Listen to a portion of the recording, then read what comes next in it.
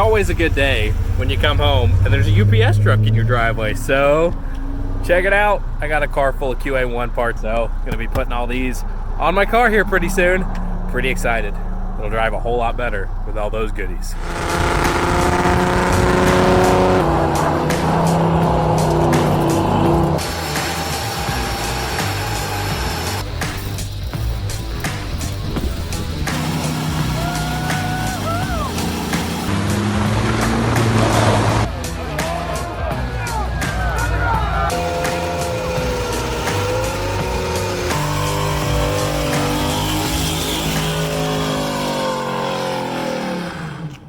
We're going to be installing these on my 1967 Chevrolet El Camino, showing you the entire process from start to finish and how it all works and how much it actually improves your car's handling.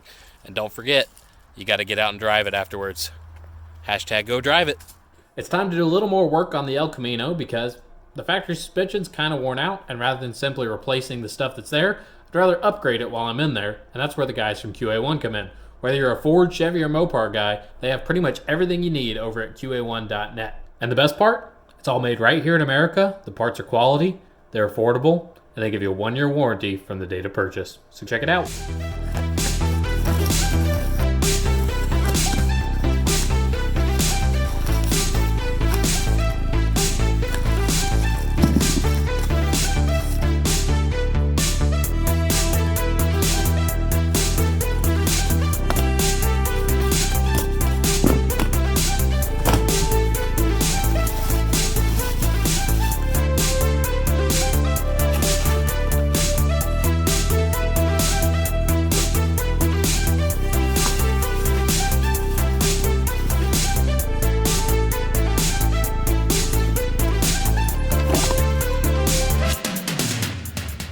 So I've seen a lot of posts about whether or not you get stickers when you order car parts, because let's be honest, every car guy loves getting stickers with their car parts. Well, guess what? QA1 will hook you up. Stickers for days. All right, so you guys are going to get to hang out with me in the garage while they put all these QA1 parts here on the El Camino. But rather than simply installing every single part that they sent me right away, I'm actually going to do this in a few stages. So they offer the kits in level 1, 2, and 3, and I'm actually going to do the work in those same levels. So level 1's going to go on first, then I'm going to drive the car and give you my opinion on how much that has affected the overall performance. And then I'm going to do the same thing for level 2 and level 3. That way, you're going to get a lot more information out of this than rather me just slapping a whole bunch of new parts on the car and being like, wow, it's so much better than stock. If I do it in stages, it's going to give a lot more detailed information and show you actually what each of these individual parts is doing. It's a lot more work for me, but I think it'll be worth it in the end because you're going to learn a lot more. So stay tuned. Stage 1 is going on the El Camino. So this right here is what level 1 looks like. You have new sway bars for the front as well as for the rear of the car.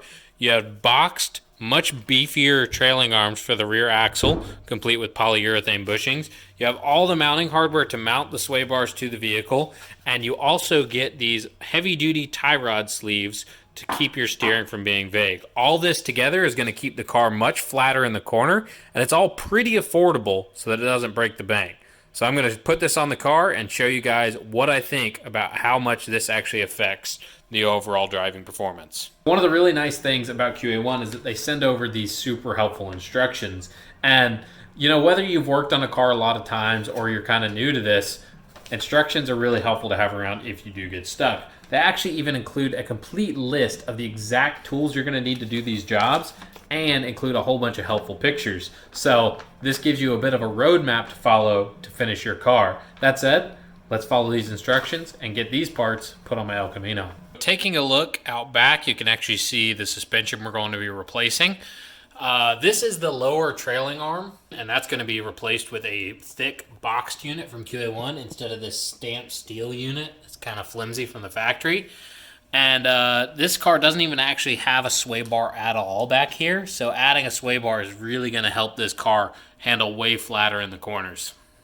Let's get to work. Just following along with the instructions makes this really easy. You got to support the rear axle so the bolts don't bind coming out, but you just pull the lower trailing arm out, and then you can compare it to the new one. So the old one, like I said, is just stamped steel, pretty flimsy. Doesn't even have provisions to mount a sway bar. The new one is box tubing, really solid, has provisions to mount the sway bar, and rather than simply like, you know, replacing a worn out bushing, we're putting a brand new quality part in there that's going to stiffen up the entire rear of the car. From there, it's pretty straightforward. You just slide the new trailing arm into place. I like to use a screwdriver to actually line the bolt hole up before I slide the bolt in. Then you'll snug these up and wait till you get the full weight of the vehicle sitting back on the suspension to actually tighten everything the rest of the way. With the new trailing arms installed, that gave us a place to actually mount the sway bar to the trailing arm using these little pillow blocks, and the sway bar actually connects both sides together to keep the car from rolling in the corners. Moving on. So with that wrapped up in the rear, that's the level 1 kit done for the back of the car. Now we're going to move on to the front, where I got to pull the old sway bar off, pop the tie rod ends out so I can pull the old adjusters off, and then we'll work on getting the new stuff installed. I got to say, one of the best parts about replacing and upgrading parts is that you don't have to clean them when you go to put them back on. So these dirty old tie rod end adjusters that did that to my hand, yeah, those are going away, and we're replacing them with these nice machined solid pieces from QA1, and yeah, don't even have to clean them. I just have to clean my hands before I put them on. Got a helper in the shop today. He's hanging out. I want to show you a couple differences between the old stock sway bar that I just pulled out of the car and the new beefy QA1 unit. So you can see the difference in diameter. This thing, probably less than an inch. This is well over an inch. And we're getting polyurethane bushings as well as polyurethane bushings on the hardware that actually mounts it to the control arm. So this thing is really going to help stiffen up the front of that car and keep things nice and flat in the corners. So got to get this tossed in the front as well as those tie rod end adjusters, and she'll be good to go. Level 1 kit almost done.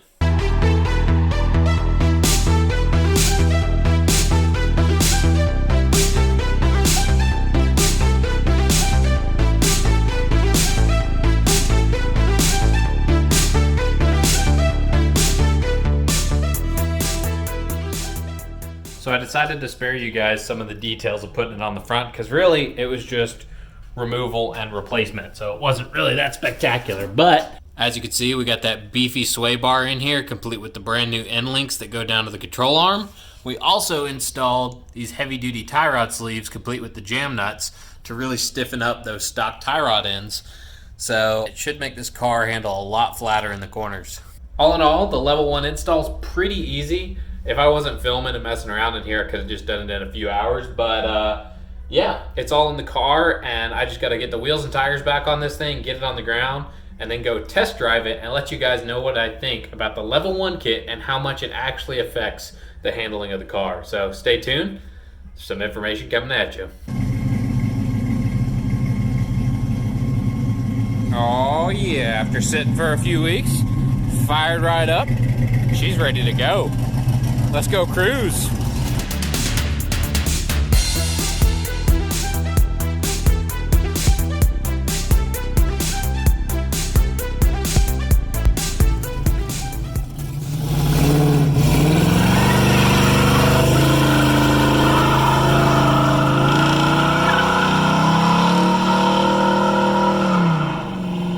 All right, so I got the level 1 kit from QA1 installed on the El Camino, and I took it for a drive, and I gotta say, those few parts made a huge difference in this thing. The front end is definitely stiffer with that beefy sway bar and those heavy duty tie rod end adjusters, but the back end, man, it's a huge difference with those box trailing arms and the sway bar. It feels so much more stable going into the corners, and it really wasn't that much in cost for those parts or that much labor. So a lot of bang for buck with the level 1 kit. I'm impressed.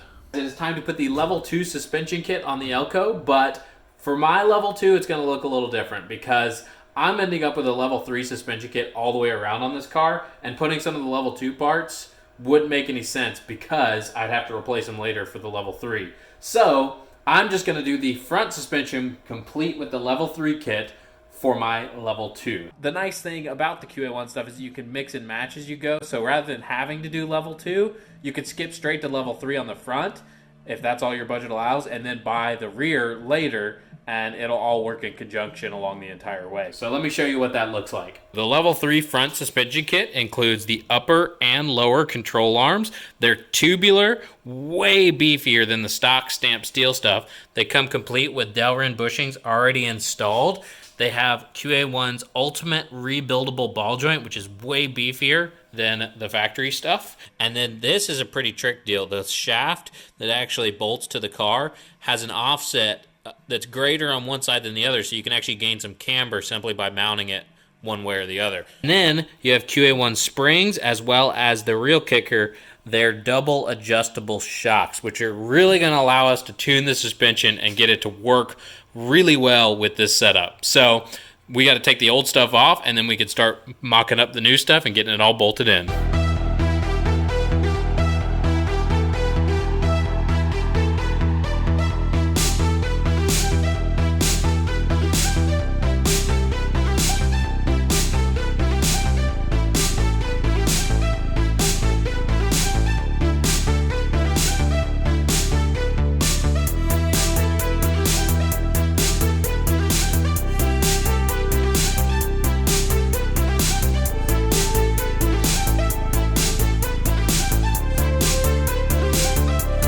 See some of the differences between the factory stuff and the new parts from QA1.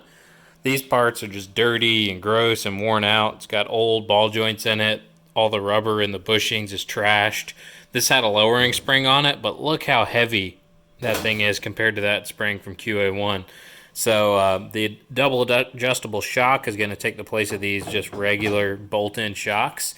And all of this is really just going to make the car so much stiffer up front over this worn out factory stuff. So now that this is out of the way, we just get to bolt this right in and set everything up and get it back on the ground and ready to go. So I was just going to slap all the new parts in there, but after looking at it and seeing that new sway bar up against that dirty old frame, I think I have to do something about it. So I'm going to get some stuff to clean this frame up and either put some Pour 15 on it or just spray paint it. But either way, it's got to look better than that. Knock all the heavy stuff off the frame with a wire wheel on a drill. Then I'll go through and Scotch-Brite the frame to give the paint a nice surface to stick to. And rather than doing something like Pour 15, which is super heavy duty and will last a long time, I'm going to do some Rust-Oleum semi-gloss protective enamel, because this stuff goes on really nice. It does protect from rust, and if I ever do want to take the frame down to bare metal, I won't be fighting getting a bunch of Pour 15 off. So it's quick and dirty, but this will make the frame look a lot better against those brand new QA1 parts. All right, so I know this isn't the most glorious part of working on cars, the cleaning and the making it pretty, but it's better than slapping new parts on old rusty junk. So got to get a bit of it scuffed in here with the wire wheel. Now I'm going to come back and do a lighter scuff for the paint to stick to. Then it gets a light coat of paint, and then let it dry, and then do another heavy coat. But should look pretty good, and isn't that much work to make it look a lot better. So after a little bit of elbow grease and a lot of spray paint, we've got ourselves an aerosol overhaul up here on the front end. Looks a lot better, didn't take that much time, and it's really going to make those QA1 parts look like they belong on this car as opposed to that dirty old frame. So now that we've got this out of the way, we got to get the QA1 parts ready to go on the car, and I'll give you a quick overview of some important information when putting coilovers on your vehicle. Alright, so before you put the control arms and coilovers on the vehicle, you need to do a few things to them. So the coilovers come ready to where you could put them on even a stock vehicle that didn't have their control arms. So they have this T-bar actually installed in the lower mount of the shock. All you have to do is just pop loose one of these spring clips and push the thing out the other side, and that gives you a nice place for a metal collar to go through with a bolt that allows you to attach it to a plate, which then attaches to your lower control arm. In addition, these threads are all aluminum. They're very, very sensitive, and once there's weight on the collar that actually holds the spring, these threads will gall up the threads on the actual shock body. So you need to be sure to put Permatex Anti-Seize lubricant on it. Don't use too much though, because this stuff goes a long way and you don't want to end up like the Tin Man. In addition, between the spring and the actual collar, there's this needle bearing that goes on there to make it a lot easier for you to actually adjust this once there's weight on the spring. The nice thing about coilovers over the conventional spring that came in this car from the factory is you can adjust the ride height and the preload on the spring, obviously within reason. You only have that many threads, but you can get the car really low if you want, or you can raise it up a little more if you're going to be driving over some bumps. So gives you a lot of adjustability, and then obviously the double adjustable shock allows you to adjust compression and rebound independently and really get the car dialed in. I'm going to do all this and get this ready to put on the car. Now I know I said to be careful how much anesthesia you use, but apparently I got a little carried away because looking like the Tin Man over here. But that's how it goes. A little drop of that stuff and you immediately look like this. Whoops. Before you actually bolt the lower control arm to the car, you need to bolt this plate to it, which is the lower shock mount. And the reason they use a plate that bolts to the control arm rather than just having these tabs welded directly onto it is because you can actually swap this plate out for a pocket for the factory style spring if you aren't going to be upgrading to their coilovers. So got to bolt that on, and then you also need to grease the bushings, and they have the little Zerk fitting down here. And you don't want to grease it too much. 2 or 3 pumps does the trick, because if you grease it too much, it'll actually push these bushings out and they won't fit in between the mounts. So this thing's ready to go on the car. Got to slap it in along with the upper control arm and the coilover for the driver's side, and then repeat the same for the passenger side.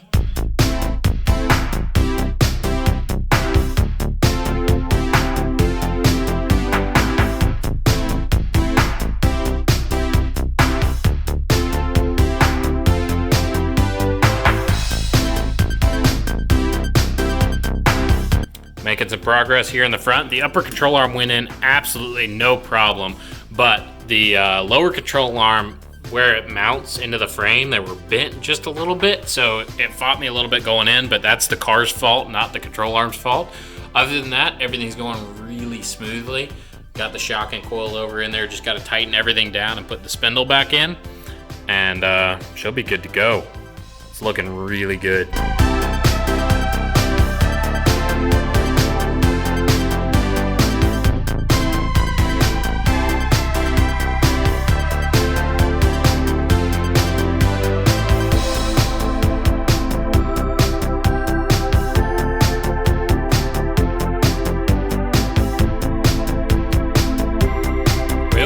Got the El Camino on the ground.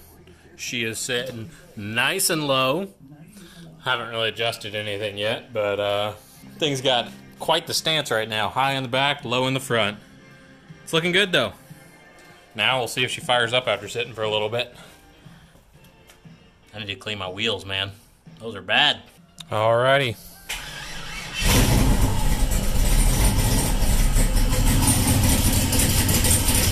Stuff fires right up.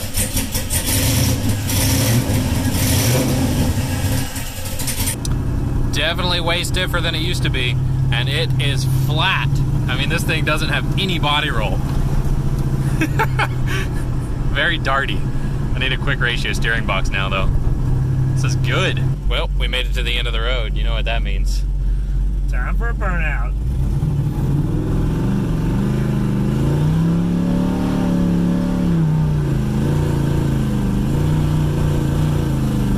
I wanted to grip. That was sad. Can't help myself. I want to burn this tire off during the daytime when we can see it. Can't resist. Good times. So I got the Elko all back together.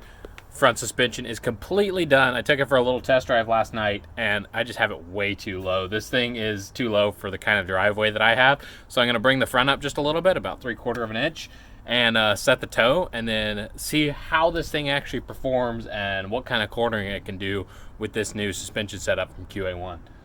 Let me show you how it looks though. It's nice. So there's the upper control arm, the coilover shock, the sway bar, and that lower control arm with the double adjustable shock in there. This sucker is gonna handle like it's on rails now. So gonna do a little adjusting in here, but overall everything looks really nice. I'm very happy with it. For those of you who have never dealt with coilovers, they're actually pretty easy to adjust. So you see these collars in here, that's the top and bottom one. This is a lock collar that simply holds this mounting point in place once you have it set. But in order to adjust this, all you do is thread it up and down with weight off the vehicle. And QA1 actually sends this neat little spanner tool that actually hooks into a 3/8 ratchet, and all you do is hook this into place and spin it either up or down so you get the thing where you want it. And the nice thing is this gives you a lot of adjustability for ride height, so that if your car's too low, you simply just thread that up, and then you're good to go to drive over some rougher stuff. Pretty good. All right, so she's back on the ground, sitting about 3/4 of an inch higher. And I just did my quick trick with a board on each side and 2 tape measures to line this guy up. All you got to do is get these numbers the same on both sides, and that means your toe is pretty close to 0, and that's good enough to drive it around and see what it feels like. But you do want to get a full-blown alignment done to get your caster and camber and everything right before you go driving this thing all over town. This is good enough for just around the block, and I'm excited to see how this thing handles. She looks good too. Got some rake going on with that factory rear suspension and the QA1 stuff up front, but looks pretty good. Shoo-wee! Man, this dog loves car rides. Look at how happy he is. Just chilling. You like car rides, Moe? You like car rides? Oh yeah, you do. So I've been driving the Elko around the past few days, enjoying the new front suspension from QA1, and I gotta say, man, it is so much better than stock. This thing handles like a freaking sports car, and I've only done the front. I can't wait to put the coilovers on the rear because it's gonna be good. We've got big news. See that big box behind me lined out in yellow tape? That is the future site of Sally Speed Shop. And I don't just mean the YouTube channel, I mean the actual shop. So that's gonna be a 40 by 60 building, Quonset building. I don't know if you know what those are. It's big steel arches. Yeah. So I am super excited for this because this is something I have wanted ever since I was about 15. I wanted to have my own shop. And the cool thing is I get to do this with my dad. Me and my dad are building this together, and we've always worked on cars together. So to open a shop together, that's huge. And I'm just so pumped for this because it's one of those dreams that I didn't know if it would ever happen, but with enough hard work, you can make anything happen. So that right there is going to be a fully functioning speed shop. And I'm going to get to build all kinds of cool stuff in there, you know, have a YouTube channel where I'm showing you guys all the crazy stuff that we're doing in there. The Green Hornet is going to get built, you know, do all the stuff I want to my Elko, and also build other people's dream cars. And I just want to take a second and thank each and every one of you guys who is following along on this crazy adventure, because I've done some crazy stuff. I've gone on some epic road trips, gotten to some really kind of stupid situations, but this arguably is the biggest adventure yet to come. So I am so pumped for this. This is basically the property I grew up on, and to actually be putting a shop here is just so exciting to me. And look at how much room is going to be in there. So much room for activities. So stay tuned and follow along as we get this sucker built. It's going to be a lot of work. Got to clear this whole area out, get concrete poured, build the building, and then fill it with tools and projects. But man, it's so good. So yeah, after all that exciting news about building a speed shop, well, I'm right back in my single car bay, about to do some more work on the El Camino. I got the front done and took this car for a drive. I actually drove it for a few days because I was enjoying it so much. This thing, even with the skinny front runners on there, it handles so good. It is flat in the corners. It doesn't understeer, which I was fully expecting it to do. The added camber of those control arms has made it to where it doesn't even push with those tiny little front tires. I'm blown away by that. And I'm amazed this thing already handles like a sports car just with those few mods we've done up front, and all the rear has gotten is a sway bar. So I still have to do the coilover shocks, I still have to do the upper trailing arms and the frame braces in the back, and I am so excited to get the back done and get this thing back on the ground and have the full level 3 kit on this thing, because I bet it's gonna handle so well. So time to get work. Let's make it happen. Moby, what do you think of this level 3 rear suspension kit? That is some good stuff right there. We got adjustable upper trailing arms, we got some frame braces, new bushings, got the 2 coilover shocks complete with all the necessary hardware, obviously the springs, and then these are all the brackets that actually attach the coilovers to the rear end. So this is going to make the rear end handle so well. You like it, Mobes? Yeah? You're a fan? What do they smell like? So underneath the car, we've already got the lower trailing arms as well as the sway bar from QA1, but we really need to replace that sketchy Gabriel load helper shock with the nice coilover from QA1, which is going to get rid of that spring. And then the upper trailing arms up here are actually going to be changed out for some heavy-duty adjustable billet units from QA1, and this whole thing is going to be so much better back here. So, time to get this done. So I've been out in the garage working on getting the rear suspension all taken apart so that I can start putting the QA1 stuff on there. And those bushings right there, you got to replace with some nice polyurethane bushings from Energy Suspension. And getting the original ones out was a huge pain in the rear. Pun fully intended. But now that I got that done, I can start actually replacing the old worn out stock stuff with the really, really good new QA1 parts. So I've got the rear end pretty much ready to raise back up, but I figured before I do that, I'm gonna drill this one hole that I have to for this upper shock mount on both sides, and then we'll be good to pick the rear end back up and start mocking up the coilovers. If you guys have ever had to drill a hole in something, you know it can get really tiring pushing the drill up, especially if it's a really thick piece of metal. Well, here's a little trick I picked up while working at Kenwood Rod Shop that has saved my arms a lot of struggle. What you do is you basically take a board and then you get some sort of fulcrum point. Right now I'm using the brake drum, but you can also use a jack stand.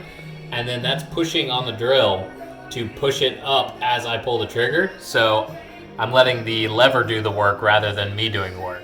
So all you do is apply light pressure on the board and then pull the trigger on the drill, and it'll go right through the frame. A lot less work than pushing it up by hand.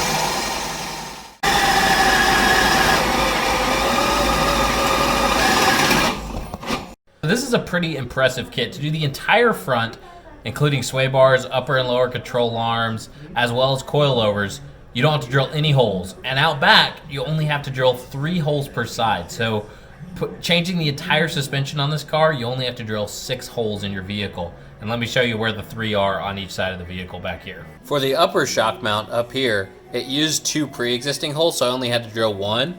And then this is the lower shock mount, and all you have to do is drill 1 1/2-inch hole right here and 1 3/8-inch hole right here, and that completes the install on the vehicle. It's pretty impressive that they did all this with only 3 bolt holes per side. Just a little bit more to do.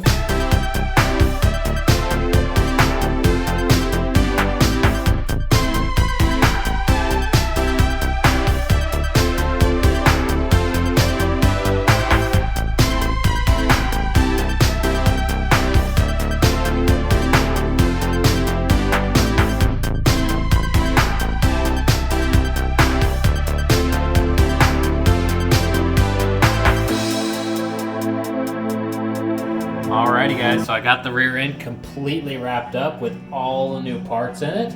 And one thing that's really important is setting this thing up to handle the way you want it to. So QA1 actually includes this in their instructions on how to actually tune your shocks for what kind of driving style you're dealing with. So let me show you this. If you've never dealt with adjustable shocks, you're gonna have to know how to set them for what style driving you want to do. So if you have single adjustable shocks, it gives you the answer. If you have double adjustable shocks, it gives you the compression and the rebound settings for, say, drag racing, a nice ride, a little bit of a firmer ride, and then full race car mode with the aggressive handling. And all you have to do is come in here and actually turn these knobs. So that's the compression. You're actually changing the way the shock reacts as it hits bumps and goes in and out. So pretty trick stuff. Allows you to tune this car and get it really set up for whatever style driving you want to do. It's cool to be able to change the way your car handles with the turn of a knob. And this stuff looks so good under here too. So do you guys remember how I spent all that time up front cleaning the frame, painting it, making it all nice and pretty to match the QA1 parts? Well, apparently you negate all that when you drive your car on a muddy road. So all this is filthy once again. The QA1 parts are covered in mud, but QA1 is all about getting up and driving your car, so oh well. Doesn't look bad with mud on it either. Got another tech tip for you guys. I guess I'm just full of them right now. But say you need to put a bolt somewhere where you actually can't get your hand to the back side of it. A little bit of tape. You can put the washer and the nut inside your wrench and slide it in there. In case you guys haven't already noticed, I'm a bit of a night owl because it's almost 4 o'clock in the morning and I'm still out here in the garage. But I got everything where it's supposed to be, so check this out. We got the coilovers in place. Lower trailing arms, sway bar, extra frame brace, and the upper trailing arms, everything is ready to be tightened down. So tomorrow I'm going to come out here and tighten all the bolts. She'll be good to go. So back out in the garage, I got everything tightened up on the back, so it's time to throw the wheels back on, get this thing sitting on the ground, and set the ride height. I am excited to see this thing low in the back because it's always had a bit of rake to it. Now we're going to have a good stance overall. So got the Elko on the ground last night, and it is sitting low in the back. I'm a fan of the stance. Let's see how it handles now. Got to get it out of the garage.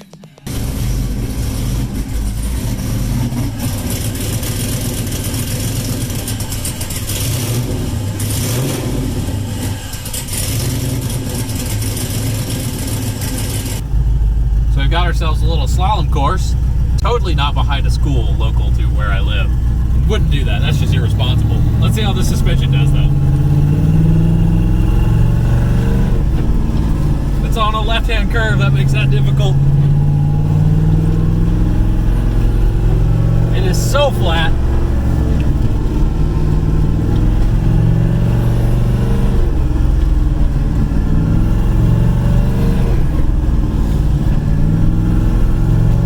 Oh, that one's narrow.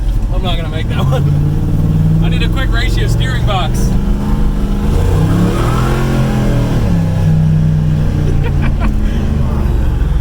Yeah, the new suspension works good.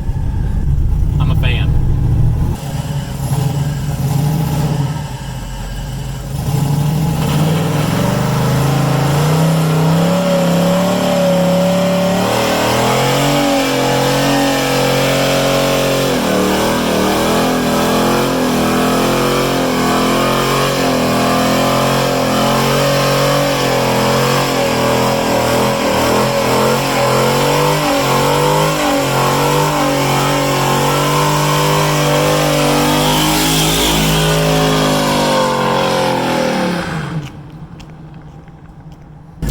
Whoops, my foot slipped, officer.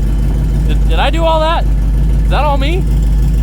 So I've been driving the Elko, trying to gather my thoughts on what to think about the QA1 suspension. And that way I can give you my overall opinion, what's the most bang for your buck, and just how this stuff performs as a whole. Moby seems to like it, so it's dog approved. Anyway, QA1 people, go drive it. Well, it's been a hot minute since I put the QA1 suspension on the car, and I've actually logged thousands of miles with that full kit. And I gotta say, the car is so much more fun to drive. Everything about the driving experience is better. You're more confident going into the corners. The ride is better. You can adjust the shocks to make the ride firm or soft, which is really nice. And if you put a load in the bed, you can actually jack up the rear coilovers to compensate for it, which is super cool because I actually use the El Camino as a truck. As far as what I'd recommend doing to your car if you're thinking of upgrading the suspension, I would definitely recommend starting out with the level 1 kit. Just adding the rear sway bar as well as those box control arms and then the beefier front sway bar changed that car so much. And as far as bang for buck goes, that is really hard to beat. But of course, if you can afford the full kit, you might as well go for it. But one of the best parts about the suspension is that you can mix and match the components with the factory pieces to build it up as the budget allows. A lot of us are working with a budget when we work on these cars. So shout out to them for thinking about the car guy's wallet, because that's the eternal struggle, is having enough money to spend on our projects. Also, there's been a reason that there was a gap in me posting videos to YouTube. Not only was I working on building the actual headquarters of Sally's Speed Shop, but also I was waiting on some paperwork to go through with YouTube for my AdSense account. So thank you guys for your patience, but we're gonna get back to the more regularly scheduled programming coming out from Sally's Speed Shop. We got a lot of videos in store, some with the El Camino, some with my buddy Taylor Hull, and of course, the shop build. We filmed a lot of that, so it's gonna be pretty good. And as always, please remember to like, comment, and subscribe. Let me know what you wanna see. I got lots more content to come, a lot of variety of content, and I'm excited to share it with you guys. Thanks for following along, and remember, it makes sense if you don't think about it.